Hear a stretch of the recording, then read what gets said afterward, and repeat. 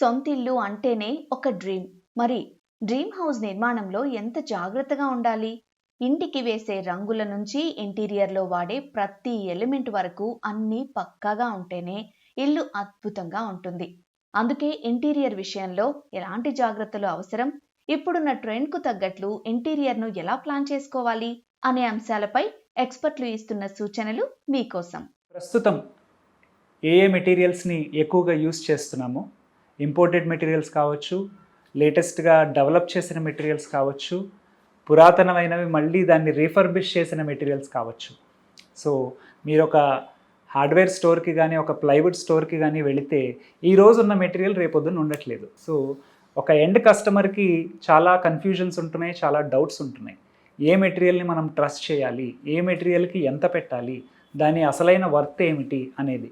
ఏదైనా ఒక ఎక్స్పో జరుగుతోంది, ఒక ఎగ్జిబిషన్ జరుగుతోంది, ఒక షోకేస్ జరుగుతోంది, వెళ్ళండి. యాజ్ అ కస్టమర్గా మీరు దాన్ని ఎక్స్ప్లోర్ చేయండి, ఏమేం ప్రోడక్ట్స్ ఉన్నాయనేది తెలుసుకోండి, జర్నల్స్ ఫాలో అవ్వండి, మ్యాగజైన్స్ చూడండి.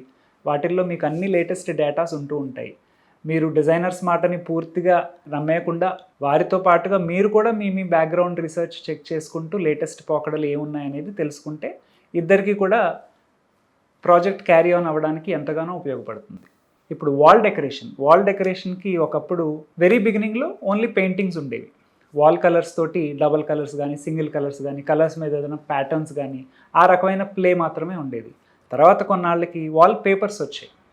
ప్రింటెడ్ టెక్నిక్ కాబట్టి ఏ రకమైన డిజైన్ అయినా కానీ ఆ వాల్ పేపర్ మీద ముద్రించి దాన్ని గోడకి అంటించుకునే పద్ధతి ఉండేది. వాల్ పేపర్స్ తర్వాత వాల్ ప్యానల్స్ వచ్చాయి.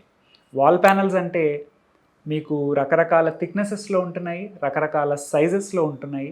కొన్ని ప్లైవుడ్ బేస్ చేసుకుని దానిపైన స్టిక్ చేసే ఐటమ్స్ ఉంటాయి, కొన్ని డైరెక్ట్గా వాల్ మీద స్టిక్ చేసే అప్లికేషన్స్ ఉంటాయి. స్టోన్కి ఆల్టర్నేటివ్గా స్టోన్ ప్యానల్స్ వచ్చాయి. అంటే true copy. It looks like stone but it is very light in weight. 3D panels. ఒకప్పుడు 3D ప్యానల్స్ అనేవి మనం ప్లైవుడ్లో సిఎన్సీ కటింగ్ చేసుకునేవారం, ఎండిఎఫ్లో సిఎన్సీ కటింగ్ చేసేవాళ్ళము.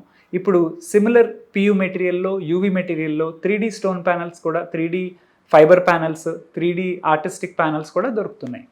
అవి మనము డైరెక్ట్గా పార్టీషన్స్ లాగా యూస్ చేయగలుగుతున్నాము సీ త్రూ ఉండే ప్యానల్స్లో అయితే, లేదా సాలిడ్ ప్యానల్స్లో అయితే direct on the wall application చేయగలుగుతున్నాము. So PU and UV panels ఈ రెండు మార్కెట్ని చాలా భాగం వరకు క్యాప్చర్ చేసాయని చెప్పుకోవచ్చు. లేటెస్ట్ మెటీరియల్స్ గురించి అవగాహన పెంచుకుంటూ, మార్కెట్లో ఉండే వాటిని రీసెర్చ్ చేసుకుంటూ, బెస్ట్ బ్రాండ్స్ని కనుక మీరు అక్వైర్ చేయగలిగితే మీ డిజైనర్ సహకారం ద్వారా మీ యొక్క ప్రాజెక్ట్ని చాలా మంచిగా అభివృద్ధి చేసుకోగలిగిన వారు అవుతారు.